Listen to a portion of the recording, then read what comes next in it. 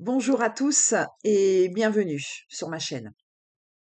Aujourd'hui, je vous présente un projet, alors qui est issu de mon vécu personnel. C'est un projet que j'ai mûri après avoir vécu moi-même l'enfer des abus psychologiques. J'ai été jusqu'à un procès contre mon ex-partenaire pervers narcissique. Et c'est là que j'ai pris la pleine mesure des défaillances du système judiciaire face à ce type de violence. J'ai constaté que bien que les violences physiques soient souvent reconnues et prises en charge, les abus psychologiques restent largement ignorés. Ce manque de reconnaissance juridique m'a poussé à réfléchir à une solution et c'est ainsi que ce projet est né. Alors, ce n'est pas simplement une idée abstraite, hein, mais un besoin profond que j'ai ressenti en tant que victime et en tant qu'observatrice du système. Ce projet ne serait pas un défouloir, hein, de haine ou de vengeance, loin de là, hein. Bien au contraire, il viserait, plutôt à offrir un espace de reconstruction, de soutien et d'écoute. L'objectif serait de faire reconnaître, les souffrances, des victimes d'abus psychologiques et de leur donner une chance d'être entendues et soutenues. En m'appuyant sur mon propre parcours, j'ai compris l'importance de structurer ce projet de manière juridique et éthique.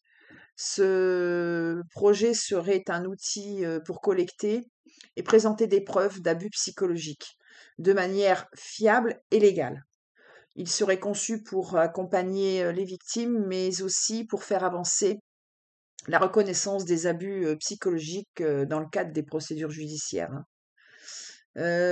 Ce fichier national d'abus psychologiques, le FNAP, que vous voyez à l'écran sur le premier slide, serait donc un projet participatif évolutif. J'ai besoin de vous. C'est pas que de moi, c'est moi j'impulse, mais c'est un projet qu'il faudrait faire évoluer avec la conscience collective, hein. Ce serait participatif, évolutif, qui s'appuierait sur vos témoignages et vos retours. Donc ensemble, nous pourrions améliorer et développer ce projet, en assurant qu'il réponde aux besoins réels des victimes, hein, tout en respectant les exigences juridiques et éthiques. Heu, Ce projet ne serait pas simplement, ou seulement une collecte de preuves, hein. Ce serait aussi un espace de reconstruction et de soutien pour toutes les victimes qui se battent, pour faire reconnaître, leurs souffrances. On va commencer, je vous présente le projet par slide. Donc ça s'appellerait le FNAP. Donc ce fichier, national, des abus psychologiques, ce serait une initiative visant à offrir une alternative, hein, pour les victimes d'abus psychologiques, qu'ils soient personnels, professionnels ou scolaires. Ce serait pas stigmatisant, bien sûr, ce serait pas conçu que pour les pervers narcissiques, hein, c'est toute la violence psychologique, hein, qui s'entoure autour de différentes relations, dans différentes situations, familiales, professionnelles, amicales, voilà, on subit, de la manipulation, abusive un peu partout. Donc voilà, ce serait pas vraiment stigmatisant. Hem, Ce serait également un outil permettant de collecter des preuves, hein, qui, en cas de décision judiciaire ou de procédure, pourrait faciliter le processus et accélérer les démarches. Parce qu'effectivement, aujourd'hui, malheureusement, ça peut être long. Alors, donc les objectifs, hein, du projet, hein, on dénoncerait donc les auteurs d'abus psychologiques, qu'il s'agisse donc de pervers narcissiques, d'abus psychologiques dans le cadre scolaire, familial ou professionnel. Cette base de données aurait pour but de rassembler des témoignages, afin de rendre plus visible et compréhensible, la violence des victimes. Ce serait vraiment un outil, de protection et d'amélioration du quotidien des victimes. C'est surtout ça. Ce serait préventif. Ce, mmh, alors voilà, donc reconnaître la souffrance, de se sentir reconnu et de valider, hein, le vécu. pour participer à un processus de reconstruction psychologique, hein. La reconnaissance de la souffrance est primordiale, hein, pour enclencher un processus de guérison plus rapide, et peut-être pas forcément plus rapide, mais pourquoi pas, mais surtout moins douloureuse. Parce que je me dis que aujourd'hui, vous voyez, oui, on vous dit souvent sur la toile, ou voilà, on vous dit souvent. Mais ignore-le, effectivement. Le no contact, oui, c'est ce qu'il faut faire, bien sûr, hein. Le no contact, éviter les méthodes de respiration, voyez, pour pas retomber dans les griffes du manipulateur, hein. Heu, oui, se recentrer sur soi, bien sûr, c'est impératif, il faut le faire.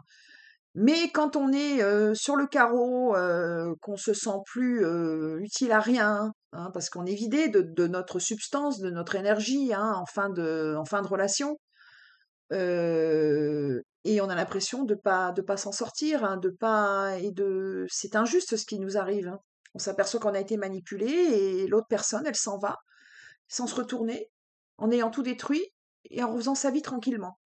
Donc ça peut pas aider forcément une bonne reconstruction. Il y a beaucoup de personnes qui ont du mal à se relever, hein, ça met, énormément de temps, beaucoup plus de temps pour certaines personnes, tout dépend du type de manipulation subie, des années, de l'intensité, de plein de choses. Il faut prendre en considération plein d'éléments. Et donc le fait de pouvoir mettre un nom et d'énoncer dans ce fichier, ça pourrait permettre, franchement une meilleure reconstruction pour chaque victime, et c'est ça qui est important pour moi.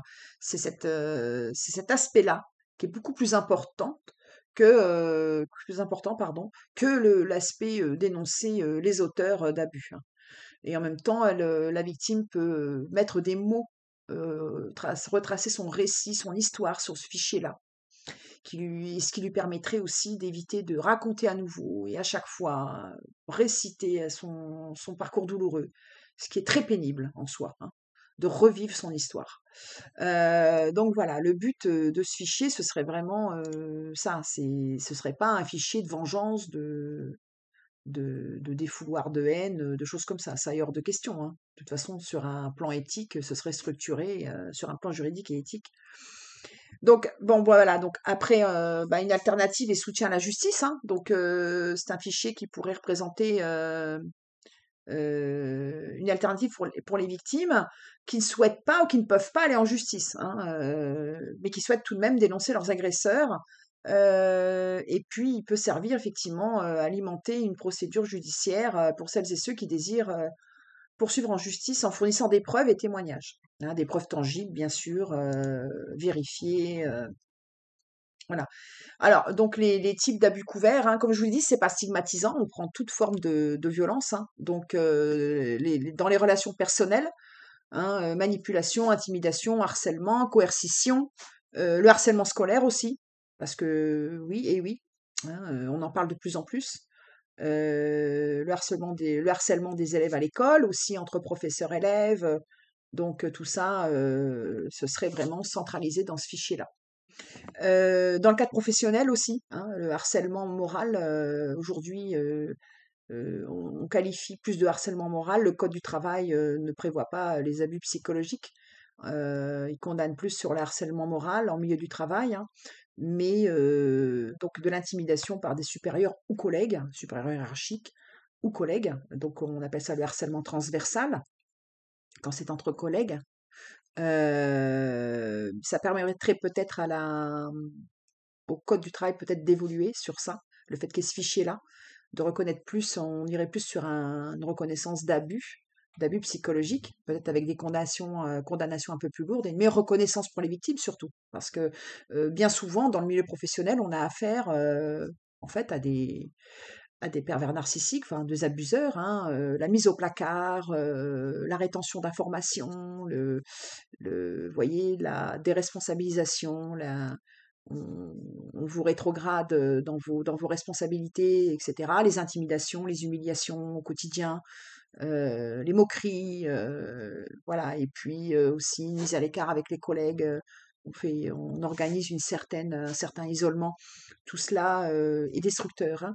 Donc, ce fichier permettrait effectivement aussi de coucher cette souffrance-là en droit du travail. J'ai fait une vidéo là-dessus, hein, sur le harcèlement moral au travail. Quand on subit du gaslighting, hein, c'est très puissant, hein, donc voilà.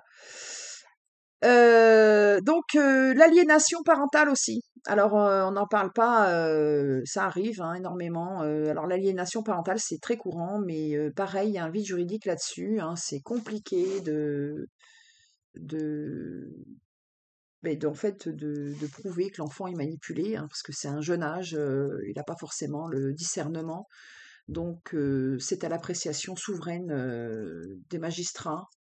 Heu, c'est voilà, il a un pouvoir discrétionnaire là-dessus et c'est pas évident en fonction des critères, des éléments qu'il a, mais c'est très, très frileux, hein.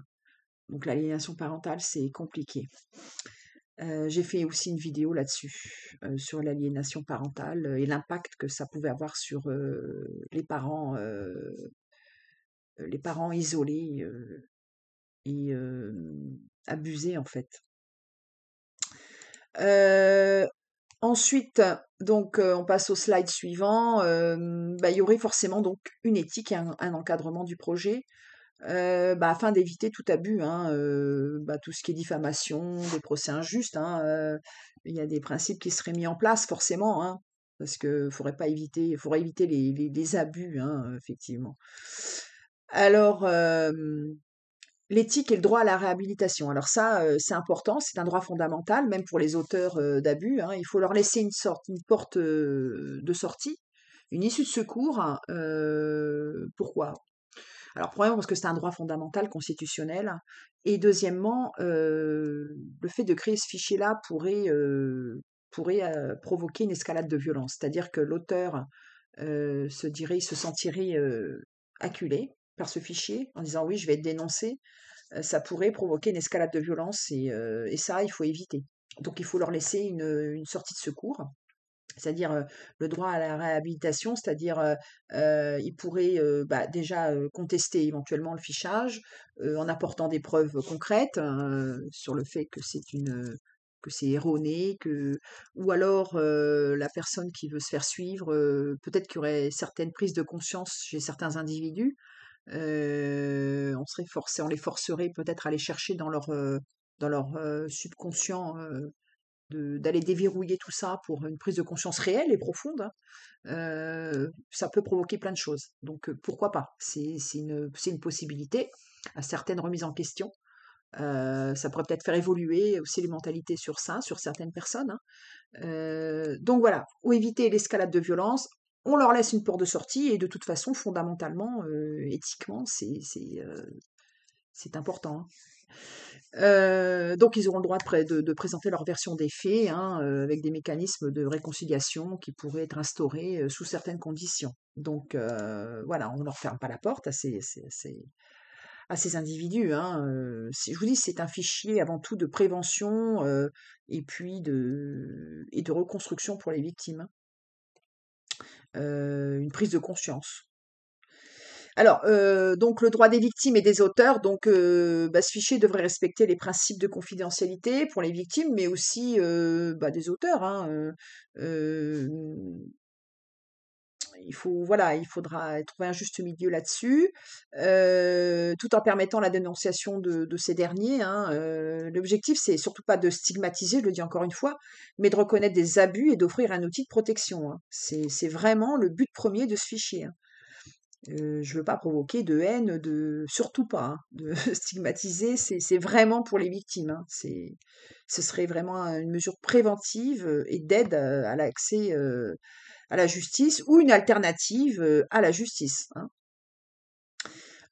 Donc il y aurait forcément des mesures préventives contre la diffamation, hein, parce qu'avant d'être intégrées au fichier, toutes les informations, seraient vérifiées, hein. Les témoignages, devront comporter des éléments factuels afin d'éviter toute, accusation erronée ou prévenir les risques de diffamation. C'est d'une évidence, voilà, ça coule de source.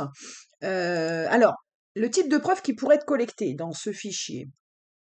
Alors bon, les textos, les SMS, les emails, les témoignages de tiers, hein, ça peut être de la famille, des amis qui ont constaté certaines situations, des scènes de violence, qui ont qui ont pu attester de choses, qui peuvent attester de choses factuelles. Euh, donc des enregistrements audio aussi, hein. Alors à partir du moment où ces enregistrements audio, vous allez me dire: «Mais c'est interdit d'enregistrer à l'insu». Non, non, pas forcément, hein. Alors, si c'est réalisé, à l'insu de l'auteur, lorsqu'ils émanent, de la victime elle-même, heu et sont produits dans le cadre d'une procédure, pénale par exemple, hein, ça peut être recevable, hein, à titre de preuve, hein, l'article 427 du code de procédure pénale le mentionne. Aussi, même dans le droit du travail, hein, si c'est la seule preuve qu'on peut apporter, on peut faire accepter ces enregistrements audio, hein.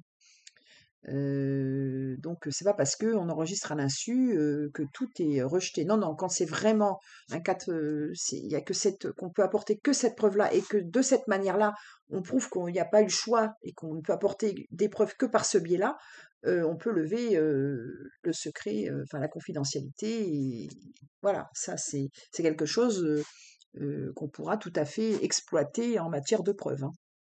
C'est pas figé, hein. Euh, voilà.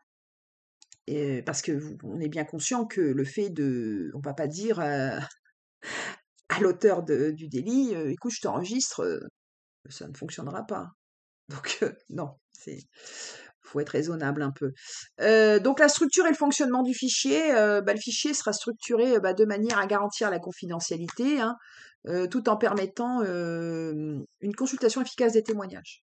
Donc en fait, si vous allez, par exemple, jusqu'à un procès, les autorités, la justice pourra recueillir les éléments du fichier, hein. Donc toutes les preuves, ça évitera donc aux victimes de raconter à nouveau l'histoire aussi, ça va alléger beaucoup de choses. Donc, il y aura une connexion avec la justice et les autorités compétentes, la police. Vous voyez, si vous déposez une plainte, il y aura déjà une inscription dans le fichier. Alors après, il faudrait voir hein, qui gérerait ce fichier, des autorités compétentes spécialisées, peut-être des associations de victimes de violences. Vous voyez, ça peut, faudrait en discuter en fait, hein. Donc l'identification des auteurs, ils seraient nommés, mais des garanties légales hein, devront être mises en place pour éviter toute forme de calomnie, comme je disais. Leur identité sera enregistrée hein, et des détails des abus psychologiques seront mentionnés avec une vérification des informations avant leur inscription dans le fichier, hein, c'est évident. Ça va être, tout va être vérifié, validé. Ce sera pas comme ça, hein. On va pas arriver en disant oui, ça y est, il m'a violenté, j'ai subi des abus sans justifier, sans voilà. Alors, les témoignages des victimes, elles pourront soumettre des témoins. Alors, elles pourraient soumettre des témoignages via des formulaires en ligne, déposer leur dossier en ligne pour la validation après que les preuves seraient validées, bien sûr, nécessaires pour corroborer leur histoire, hein, et ça créerait une base de données claire et utile pour les victimes et les autorités, comme je vous disais avant. Euh, alors, l'accès à la justice, donc voilà, comme je vous disais aussi, les informations collectées, elles pourraient être utilisées pour aider à la constitution des dossiers et accélérer aussi éventuellement les procédures hein, judiciaires pour les victimes qui décident de porter plainte. Parce que c'est quand même, ça peut être long pour certains procès, tout dépend des juridictions, du lieu, vous voyez, des tribunaux. Des us et coutumes des tribunaux aussi, hein, il y a des tribunaux où c'est plus chargé, donc les procédures, les délais peuvent être plus longs selon la situation géographique. Alors ensuite, voilà. Alors aussi, c'est important parce qu'il n'y a pas que sur le plan pénal. On sait que les abus, les violences, c'est un délit, donc c'est passible de correctionnel. Euh, Donc, il y a aussi le plan civil. Parce que quand on est marié, qu'on a des enfants, heu, il faut là, c'est un peu plus compliqué sur un plan civil, hein, ça n'a pas le même impact. Donc il faudrait un accès et une recevabilité des preuves dans le cadre civil, ce serait une proposition évolutive pour ce fichier. Parce que le fichier en soi ne constituerait pas une procédure judiciaire, hein. C'est un outil de reconnaissance des souffrances, d'alerte et de traçabilité, hein, donc de centralisation de preuves. qui serait validé dans le cadre de violences psychologiques, manipulatoires ou de harcèlement moral. Donc, pour renforcer son utilité concrète, il serait proposé que les preuves collectées, une fois authentifiées, puissent être et versées au fichier, puissent faire l'objet, vous voyez, faire un lien avec un procès civil. Donc, où je me suis, hop, on va revenir, pardon, voilà. Donc, d'un accès encadré par le juge civil, donc c'est-à-dire notamment en matière de divorce, de garde d'enfants ou de mesures de protection. Donc, ce juge-là pourrait avoir accès aux données et se baser sur ces éléments pour pouvoir rendre une décision de justice plus juste, peut-être plus adaptée aussi, d'une reconnaissance comme élément d'évaluation de la dangerosité aussi, en appui aux décisions, aussi en appui aux décisions judiciaires qui auraient eu lieu sur un plan pénal aussi. Mais voilà, il faudrait, vous voyez, ce serait unifié dans le système civil aussi. Donc ça impliquerait forcément une évolution législative ou une reconnaissance réglementaire du FNAP comme base probatoire alternative, notamment lorsque les enregistrements audio ou les preuves électroniques sont conformes au cadre pénal et validés par des professionnels agréés. Donc ça, c'est à voir, c'est vraiment voilà, donc on a bien sûr le RGPD, bien sûr, intervient pour assurer une confidentialité totale, ce qui est totalement logique. Euh, donc la sécurité des informations personnelles des victimes sera primordiale. Euh, voilà, ça c'est impératif. Et puis donc conformément au RGPD, donc l'abuseur pardon serait informé officiellement de son inscription au fichier notifier des éléments, elle serait notifiée des éléments retenus contre elle, des preuves validées, informée de son droit d'accès, de rectification, de demande de réhabilitation, accompagnée d'une explication claire sur les conditions de sortie du fichier ou de mise à jour de son statut en cas de changement de comportement, de médiation ou d'invalidation des preuves, par exemple. On fera éviter l'invalidation des preuves puisque on va tout faire pour que ces preuves soient authentifiées. Voilà, on fera attention pour rentrer les données, avant de rentrer ces données dans le fichier, qu'elles soient bien probantes et réelles, pas calomnieuses. Mais faut quand même le prévoir. Donc ce droit à la réhabilitation, donc ça constitue un principe éthique fondamental du FNAP, qui se veut un outil avant tout de transformation sociale et non de condamnation perpétuelle. C'est pas, je vous dis, c'est pas, ça se substitue pas à la justice. Ça viendrait, ce serait un complément. Ce serait une alternative. Ce serait une aide aussi pour les autorités.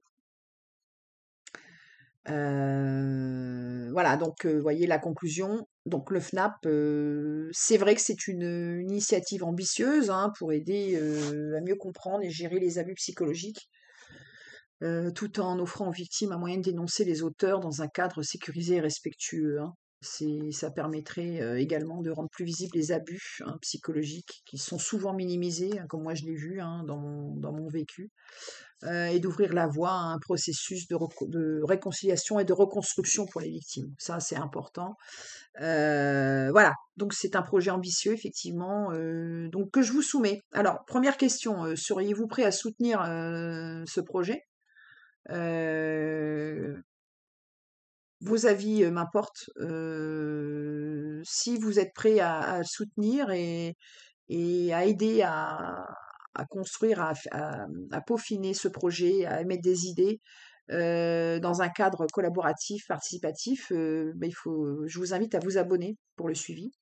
Je créerai à ce moment-là une chaîne vocale, pour une plateforme pour qu'on puisse échanger et pour faire évoluer ce projet, voilà. Je vais mettre dans la description un lien pour lequel vous aurez accès au fichier, un formulaire, pardon, anonyme et sécurisé pour que vous puissiez éventuellement témoigner de votre construction ou si vous avez fait face à la justice et comment on vous a traité sur les abus psychologiques.